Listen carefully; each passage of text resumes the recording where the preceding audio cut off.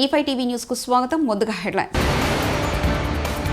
G7 శిఖరాగ్ర సదస్సుకు ప్రధాని నరేంద్ర మోదీకి ఇటలీ ఆహ్వానం.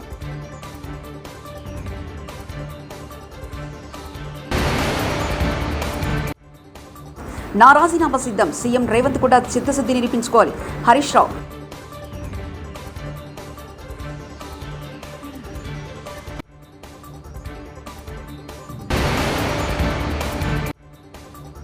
బారాసా పనైపోయిందన్న హరీష్ రావు రాజీనామా డ్రావా. మంత్రి కోమటిరెడ్డి.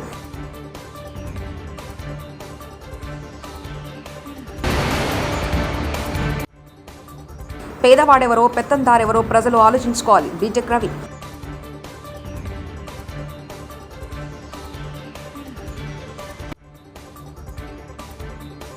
జూన్ 13 నుంచి 15 వరకు ఇటలీలో జరిగే G7 శిఖరాగ్ర సదస్సుకు రావాల్సిందిగా ప్రధాని మోదీని ఇటలీ ప్రధాని జార్జియా మెలోని ఆహ్వానించారు. శుక్రవారం ఆమెతో మాట్లాడిన మోదీ ఈ ఆహ్వానానికి కృతజ్ఞతలు తెలిపారు. G20 కూటమి సదస్సులో తీసుకున్న నిర్ణయాలను ముందుకు తీసుకెళ్లడంపై చర్చించినట్లు ఆయన ఎక్స్లో తెలిపారు. జూన్ 4న వెల్లడి కాబోయే సార్వత్రిక ఎన్నికల ఫలితాల్లో మోదీ గెలుపుపై విదేశాలు నమ్మకంతో ఉన్నాయన్న విషయాన్ని తాజా ఆహ్వానం చాటుతుందని అధికార వర్గాలు పేర్కొన్నాయి. ప్రముఖ నటుడు గోరఖ్పూర్ బీజేపీ అభ్యర్థి రవికిషన్ తన తండ్రి అంటూ జూనియర్ నటి షినోవా సోని వ్యాఖ్యలు చేసిన సంగతి తెలిసిందే. ఈ విషయాన్ని తేల్చేందుకు DNA పరీక్ష చేయించాలంటూ ఇటీవల ముంబై కోర్టుని ఆశ్రయించారు. అయితే ఆమె అభ్యర్థనను తోసిపుచ్చింది. రవికిషన్ తన భర్తాన్ని కొద్ది రోజుల క్రితం షినోవా తల్లి అపర్ణ విలేకరుల సమావేశంలో ప్రకటించారు. హామీలు అమలు చేయకుండా ప్రజలను కాంగ్రెస్ ప్రభుత్వం మోసగించిందని మాజీ మంత్రి భారత నేత హరీష్ రావు విమర్శించారు. తన రాజీనామా పత్రాన్ని గన్ పార్క్లోని అమరవీరుల స్థూపం వద్ద మేధావులకిచ్చి మాట్లాడారు. బాండ్ పేపర్లు సోనియా గాంధీ పేరిట లేఖ ఇచ్చి సీఎం మాట తప్పారన్నారు. బాండ్లకు కాలం చెల్లిందని ఇప్పుడు దేవుడిపై ప్రమాణాలు చేస్తున్నారని తెలిపారు.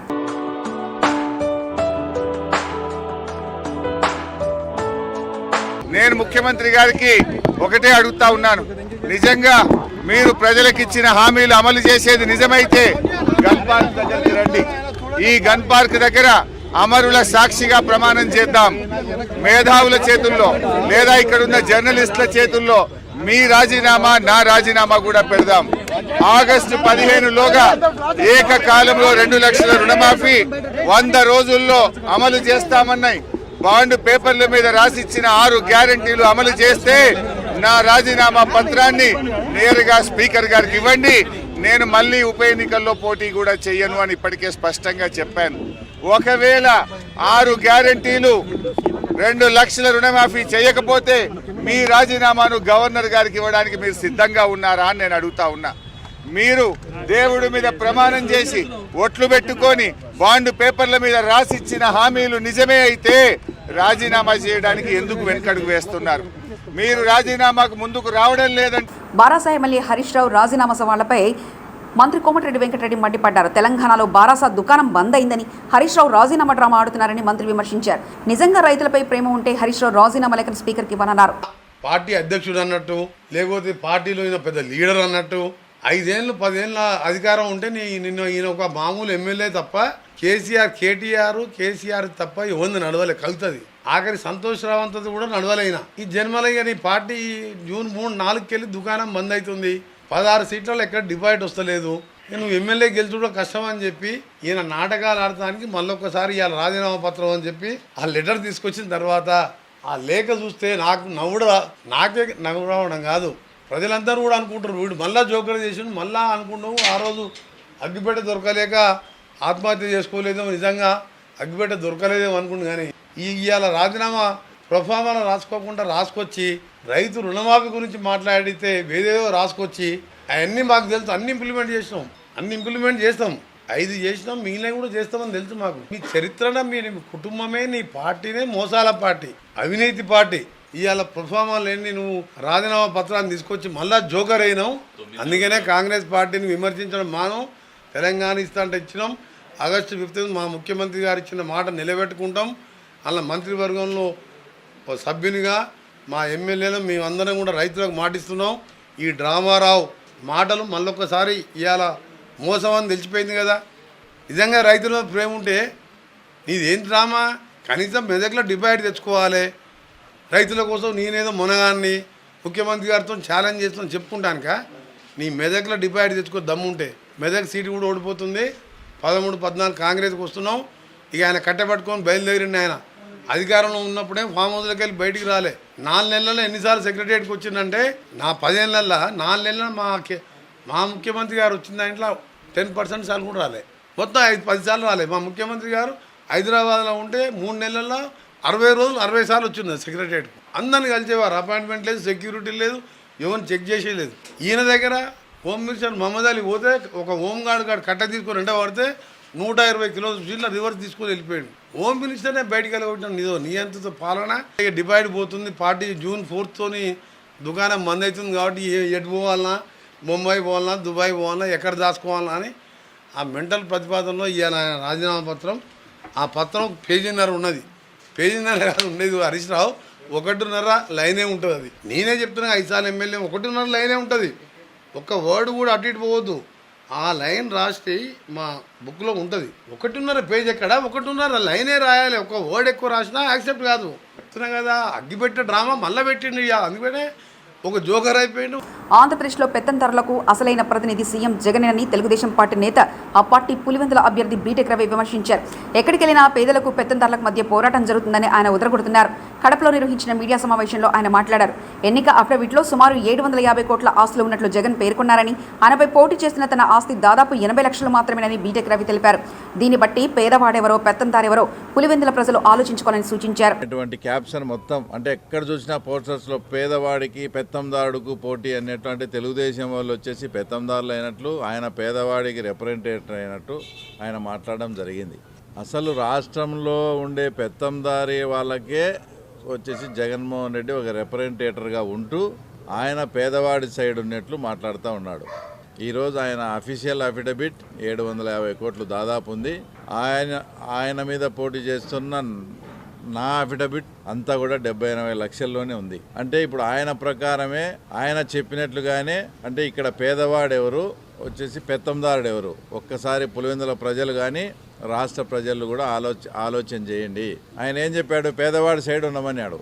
అంటే నిన్న ఆయన నామినేషన్ వేసిన సందర్భంగా చూపించిన ప్రకారం ఇక్కడ పేదవాడు వచ్చేసి బీటెక్ రవి, తర్వాత పెత్తందారుడు వచ్చేసి జగన్మోహన్ రెడ్డి కాదా. కాబట్టి పులివెందుల ప్రజలంతా ఏదైతే జగన్మోహన్ రెడ్డి చెప్పాడో ఆ ప్రకారమే చేయమని కూడా నేను పులివెందుల ప్రజలను రిక్వెస్ట్ చేస్తూ ఉన్నా. తర్వాత నిన్న జగన్మోహన్ రెడ్డి గారు పులివెందుల్లో మాట్లాడుతూ చాలా అసభ్యకరంగా, చాలా నీచంగా లాస్ట్కు వాళ్ళ చెల్లెళ్ళు ఏ చీర ధరించారు, వాళ్ళ చెల్లెళ్ళు వచ్చేసి బట్టలు కట్టుకునే విధానంపై కూడా మాట్లాడడం అనేది ఆయన ఏ స్థాయికి దిగజారాడో ఒక్కసారి రాష్ట్ర ప్రజలు కూడా అర్థం చేసుకోండి. అసలు ఈ ప్రకారము పచ్చ చీర కట్టుకున్న వాళ్ళంతా కూడా ఆ రకంగా ఆయన మాట్లాడితే మీరు ఇంటికి వెళ్ళి భారతమ్మ గారి వార్డ్రోబ్ చెక్ చేయండి. ఆమెకు అసలు పచ్చ చీరలు కానీ పచ్చ డ్రెస్సులు ఉన్నాయా లేదా అని ఒకసారి జగన్మోహన్ రెడ్డిని చెక్ చేసుకో. ఒకవేళ మీరు నిజంగా వార్డ్రోబ్ చెక్ చేసుకొని పచ్చ చీరలు ఉంటే అవన్నీ కూడా ఇంటి బయటికి గెంటేస్తారా? మరి మీరు వివేకానంద రెడ్డి రెండో పెళ్లి జరగలేదా అని పులివెందుల నుంచి మాట్లాడడం అసలు ఎంత సిగ్గుచేటుగా ఉందంటే ఇది. ఆయన 2017లో వివేకానంద రెడ్డి గారు ఎమ్మెల్సీగా పోటీ చేశారు. ఆ పోటీ చేసే టయానికే ఈ రెండో పెళ్లి విషయము ఇది అంతా కూడా జగన్మోహన్ రెడ్డికి తెలుసు. అన్నీ తెలిసి కూడా మీరు అప్పుడు ఎమ్మెల్సీ టికెట్ ఇచ్చారు కదా, అప్పుడు కనపరాలేదా? అంటే ఇప్పుడు మర్డర్ జరిగే ఆ కేసులో ఆ కేసు మీ మీదకి వస్తానే అప్పుడు వివేకానంద రెడ్డి గారి క్యారెక్టర్ను అసాసినేట్ చేసేదానికి, అంటే 2017లో ఉన్నప్పుడే తెలిసి ఈ స్టోరీ అంతా. కానీ ఈరోజు మీరు మాట్లాడుతున్నారు ఇది. ఇంకోటి ఏంటంటే పులివెందులకు వచ్చినప్పుడు కూడా 2 రోజుల ముందు ప్లాస్టర్ లేదు. 27న పిఠాపురం నియోజకవర్గం గొల్లప్రోలు మండలంలో శ్రీ వరుణ్ తేజ్ గారి ఎన్నికల ప్రచారం. మిత్రులందరికీ కూడా ధన్యవాదములు. ఇవాళ ఇక్కడ మనం దేనికి కలుస్తున్నామంటే, రేపు మన జనసేనాని, మా జనసేన పార్టీ అధ్యక్షులు పవన్ కళ్యాణ్ గారికి పిఠాపురంలో మద్దతుగా మెగా ప్రిన్స్ నాగబాబు గారి అబ్బాయి వరుణ్ తేజ్ పవన్ కళ్యాణ్ గారికి మద్దతుగా ప్రచారం చేయడానికి వస్తున్నారు. రేపు గొల్లప్రోలు రూరల్లో ప్రచారం చేస్తారు. 3:30కి మధ్యాహ్నం తాటిపత్రి జంక్షన్లో మీటింగ్ ఉంటుందండి. అక్కడి నుంచి రోడ్ షోగా పోయి మన వన్నేపూడిలో మీదుగా పోతాం రోడ్ షో. మళ్ళా కొడవల్లో మీటింగ్ ఉంటుందండి. ఆ మీటింగ్ తర్వాత మళ్ళా చందుర్తి మీదుగా వెళ్ళి ఫైనల్గా దుర్గాడలో పబ్లిక్ మీటింగ్ అండి. సో రేపు మా జన సైనికులకి, వీర మహిళలకి, తెలుగుదేశం తమ్ముళ్ళకి, వాళ్ళ శ్రేణులకి, అలాగే బీజేపీ శ్రేణులకి, వాళ్ళ నాయకులకి, అలాగే గొల్లప్రోలు టౌను, గొల్లప్రోలు మండలం రూరల్ ప్రజలకి, పిఠాపురం ప్రజానీకానికి అందరికి కూడా ఈ మీటింగ్స్లో కానీ రోడ్ షోలో కానీ పెద్ద సంఖ్యలో పాల్గొని వీటిని జయప్రదం చేయాలని చెప్పి కోరుకుంటూ, వైసీపీ నేతలకు జనసేన నేత నాగబాబు వార్నింగ్ ఇచ్చారు. పిఠాపురం నియోజకవర్గంలో పవన్ కళ్యాణ్ని ఓడించేందుకు ఎంతమంది వస్తారో రావాలని సవాల్ విసిరారు. పిఠాపురం ప్రజలు కూడా వైసీపీకి బుద్ధి చెప్పడానికి సిద్ధంగా ఉన్నారని చెప్పారు. గుండాల్ని పంపితే ఎలా ఎదుర్కోవాలో తమకు తెలుసని వ్యాఖ్యానించారు. ఆయన ఓడించాలని చెప్పి పంపించారు. కొత్తగా మాకు స్థానికులు ఇన్ఫర్మేషన్ ఏంటంటే మిథున్ రెడ్డి వల్ల కూడా కావట్లేదు. సో కడప నుంచి కొంతమంది గూండాలని, కొంతమంది రౌడీలని పిఠాపురానికి పంపించినట్టు మాకు సమాచారం వచ్చింది. సో మీరు ఎంతమంది వస్తారో రండి, ఇక్కడ మేము రెడీగా ఉన్నాం, మా పిఠాపురం ప్రజలు రెడీగా ఉన్నారు. ఒకటి గుర్తుపెట్టుకోవాల్సింది ఏంటంటే మీ ఇంటికి మా ఇల్లు ఎంత దూరం ఉందో మా ఇంటికి మీ ఇల్లు కూడా అంతే దూరం ఉంది. పంపించండి, ఎంతమంది పంపిస్తారు గూండాలు. ఇక్కడ వాళ్ళు ఎలా ఫేస్ చేయాలో మా మెకానిజం మాకుంది, మా పిఠాపురం ప్రజల సపోర్ట్ మాకుంది. సో మీరు మర్యాదగా ఉంటే మేము మర్యాదగా ఉంటాం, మీరు దారి తప్పితే మాకు వేరే ఆప్షన్ లేదు. Be careful. Thank you. Mangalagiri నియోజకవర్గం కృష్ణపాలెం గ్రామంలో నిర్వహించిన రచ్చబండ కార్యక్రమంలో పాల్గొన్నారు టీడీపీ జాతీయ ప్రధాన కార్యదర్శి నారా లోకేష్. ఇప్పటికీ చిన్న రాష్ట్రం అయ్యాం, ప్రాంతీయ విద్వేషాలు రెచ్చగొట్టడానికి నేను సిద్ధంగా లేను, అందుకే అమరావతికి సంపూర్ణ మద్దతు తెలుపుతున్నానని చెప్పాడు తల్లి. ముఖ్యమంత్రి, ఆనాటి ముఖ్యమంత్రి, ఇప్పుడు ప్రతిపక్ష నేత చంద్రబాబు నాయుడు గారు కూడా అమరావతి రాజధాని అన్నారు. ప్రధానమంత్రి నరేంద్ర మోడీ గారు ఇక్కడ వచ్చి శంకుస్థాపన కూడా చేశారు. రైతులు మీరు దాదాపు 33,000 ఎకరాల భూములు 5 కోట్ల ఆంధ్రుల కోసం ఇచ్చారు తల్లి. ఆనాడు ఆల రామకృష్ణారెడ్డి గారు ఏం చెప్పారు తల్లి? జగన్మోహన్ రెడ్డి గారిని ఒప్పిస్తా, నేను బతిమలాడతా, రాజధాని ఇక్కడి నుంచి పోకుండా చేస్తానన్నారు తల్లి. కానీ కరెక్ట్ గా 2019లో వైకాపా ప్రభుత్వం వచ్చిన తర్వాత 3 ముక్కలు ఆటలు ఆడుతూ మొదలు పెట్టారు తల్లి. ఒక రాజధాని కట్టలేను, 3 రాజధానులు కడతాడంట తల్లి. కర్నూలులో ఒక ఇటుకలు వేయలేదు. అమరావతిని సర్వనాశనం చేశారు. విశాఖపట్నంలో ఒక్క అభివృద్ధి కార్యక్రమం కూడా వీళ్ళు చేయలేదు. అమ్మ 3 ముక్కల బిల్లకి మొదటి ఓటు వేసిన వ్యక్తి ఎవరో తెలుసా? మన శాసనసభ్యుడు కరకట్ట కమలాసన్ ఆళ్ల రామకృష్ణారెడ్డి గారు తల్లి. ఆయన వేశారు. అమ్మ ఆనాడు అమరావతికి పక్క నియోజకవర్గాల నుంచి కొంతమంది తోలుకొని వస్తుంటే ఇక్కడున్న దళిత రైతులు అడ్డం పడ్డారు. ఆనాడు మీరే తిరుగుబాటు చేశారు. ఇది మాకు సంబంధించిన విషయం, మీరెందుకు పక్క నియోజకవర్గాల నుంచి వచ్చి మమ్మల్ని ఇబ్బంది పెడుతున్నారు? ఆనాడు ఏం చేశారు తల్లి? మాదిగా సోదరులపైన ఎస్సీ ఎస్టీ కేసు పెట్టి సంఖ్యలేసి జైలుకి పంపించారు జగన్మోహన్ రెడ్డి గారు. ఆనాడు మనకు అండగా నిలబడింది మీ లోకేష్ తల్లి. ఆ రైతుల్ని బయటికి తీసుకొచ్చి వాళ్ళకి ఎలాంటి ఇబ్బంది లేకుండా చేసింది తెలుగుదేశం పార్టీ. దయచేసి ఇది మా మాదిగా సోదరులు కూడా గుర్తు పెట్టుకోవాలని ఈ సభాముఖంగా కోరుతున్నా. అమ్మా ఈరోజు ఏ మొహం పెట్టుకుని కరకట్టకు అమ్మలాల్సిన ఒక చెల్లమ్మని తొడుకుని వచ్చి మన ఓట్లు అడుగుతారు? వాళ్ళు మన నియోజకవర్గం చేసింది ఏంటి? మన గ్రామంలో అనేక సమస్యలు ఉన్నాయి. నేను యోగలం పాదయాత్ర చేసే వల్ల ఇక్కడ తిరిగా డ్రైనేజ్ గురించి మీరు చెప్పారు. మన ఇంటి నీరెళ్ళి వేరే ఇంటి ముందర ఆగుతుంది, దానివల్ల పొద్దున్న నుంచి వాళ్ళకి మనకి గొడవ. అమ్మా దీనికి శాశ్వతమైన సమస్య పరిష్కారానికి, ఈ సమస్య శాశ్వతంగా పరిష్కరించడానికి భూగర్భ డ్రైనేజ్ చేయాలి. ఆ భూగర్భ డ్రైనేజ్ చేసే బాధ్యత మీ లోకేష్. G7 శిఖరాగ్ర సదస్సుకు ప్రధాని నరేంద్ర మోదీకి ఇటలీ ఆహ్వానం.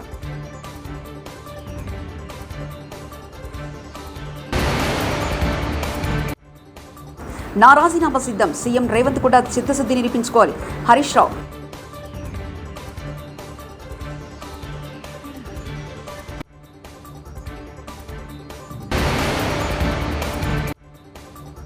బారాసా పనైపోయిందన్న హరీష్ రావు రాజీనామా డ్రావా. మంత్రి కోమటిరెడ్డి.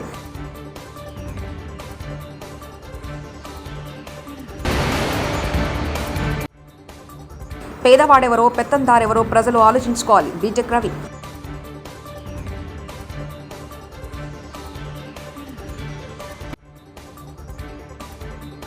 ఇవి బులెటిన్ విశేషాలు. చూస్తూనే ఉండండి E5 టీవీ న్యూస్.